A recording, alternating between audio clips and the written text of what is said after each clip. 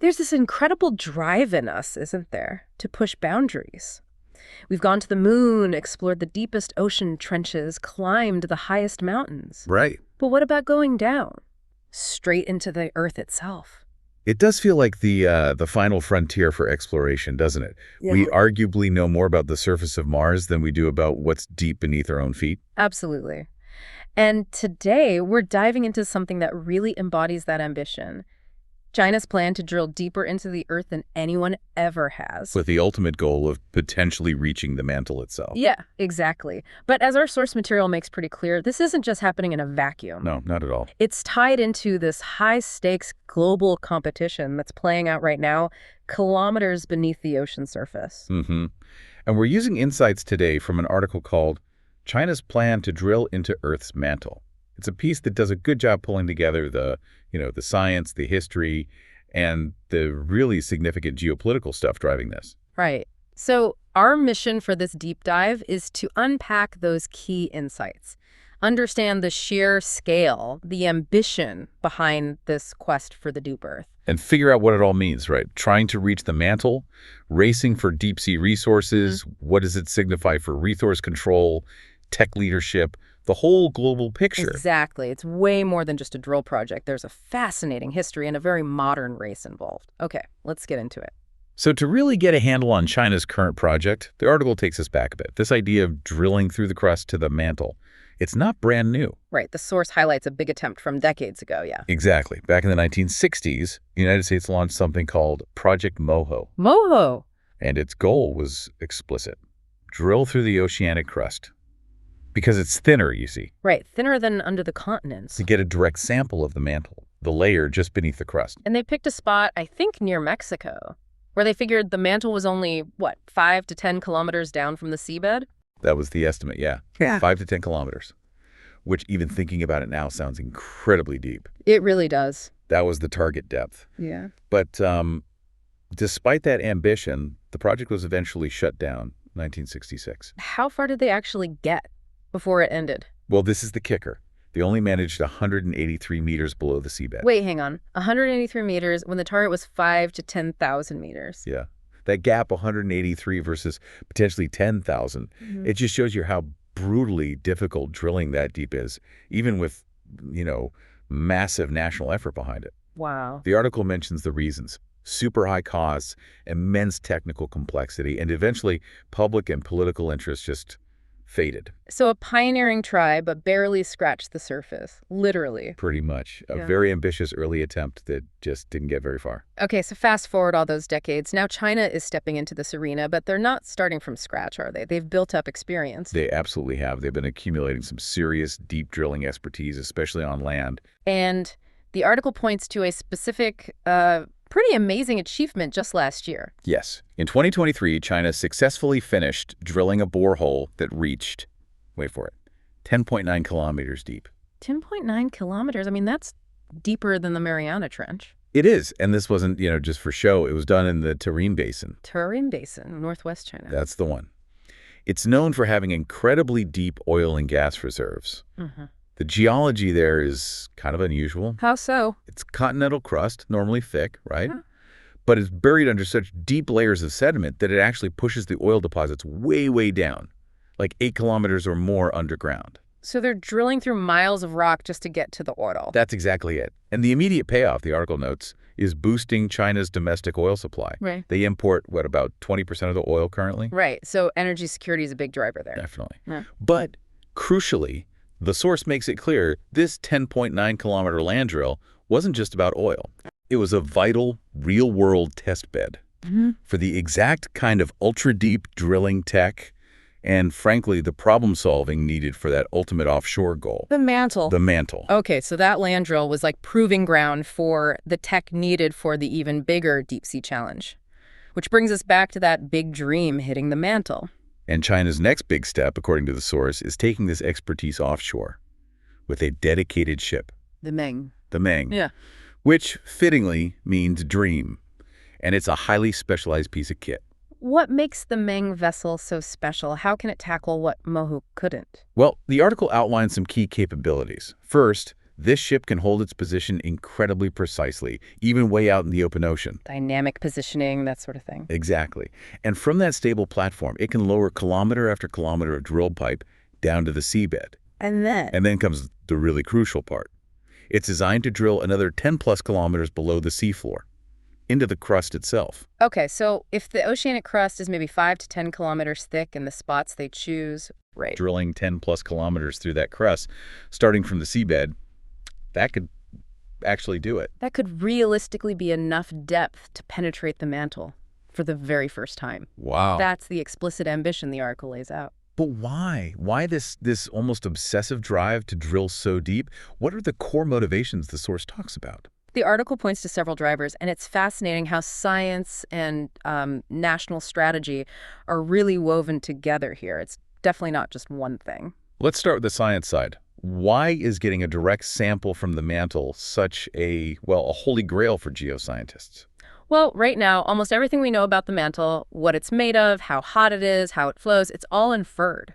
Indirectly. Yeah, like from earthquakes. Exactly. Analyzing seismic waves from earthquakes is a big one. Or studying rocks from volcanoes that sometimes bring up little bits from deep down. To xenoliths, right. Right. But getting an actual intact core sample, that would just revolutionize our understanding of Earth's internal plumbing, its structure, its history. It'd be like finally getting to read the instruction manual instead of just shaking the box. That's a great way to put it, yeah.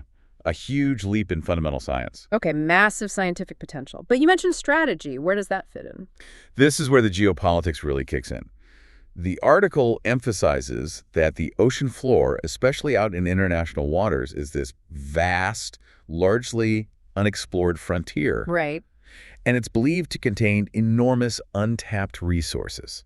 What kind of resources are we talking about here? The source specifically mentions rare earth minerals, cobalt, and things like methane hydrates. Methane hydrates. That's like frozen natural gas, basically. Essentially, yes. Yeah.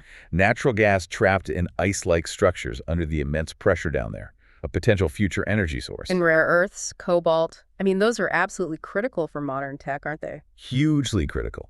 Think about batteries, phones, EVs, magnets for wind turbines, lots of green energy tech. They all depend heavily on elements like rare earths and cobalt. So whoever controls the sources of those minerals Has significant leverage, yeah. Economic leverage, technological leverage. It's becoming a key factor in who leads the global economy and innovation going forward. Okay, so accessing these deep-sea deposits could be strategically huge. Absolutely. And the article highlights a critical point about those international waters. Yeah. Legally, nobody owns the seabed beyond their defined economic zones. Right, the high seas. So the First Nations to really develop the capability to explore and potentially exploit these resources are, in effect, position themselves to stake a claim, or at least gain preferential access. It really does sound like a 21st century gold rush, just under kilometers of water. That's a fair comparison. And it's not just China looking down there, is it? The article mentions other players are definitely interested. That's right. The source brings up the United States' interest in actions, too. There was something about an executive order. Yes, it references a 2020 executive order. The goal was to fast-track U.S. efforts in deep-sea mining. Same targets. Critical minerals. Pretty much the same list, yeah. Things like nickel, copper, cobalt, manganese, all vital for clean energy tech, batteries, national security applications. And where does the source say these are typically found? What form? A major source mentioned are these things called polymetallic nodules. Nodules. Like rocks. Yeah, basically potato-sized lumps of minerals just lying on the deep ocean floor, often at depths of 4 to 5 kilometers, and they're packed with those valuable metals. Oh, just sitting there in the seabed. Sitting there, but very, very deep and hard to get to. So both China and the U.S., among others perhaps, are eyeing these nodules.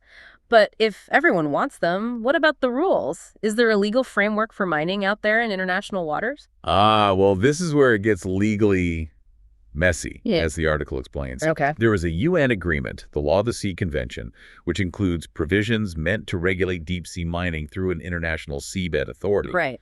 However, while the United States signed this treaty way back when, it has never ratified it. Never ratified it. So the U.S. isn't legally bound by those specific deep-sea mining rules. Correct, which creates a, shall we say, significant loophole or ambiguity for U.S. entities.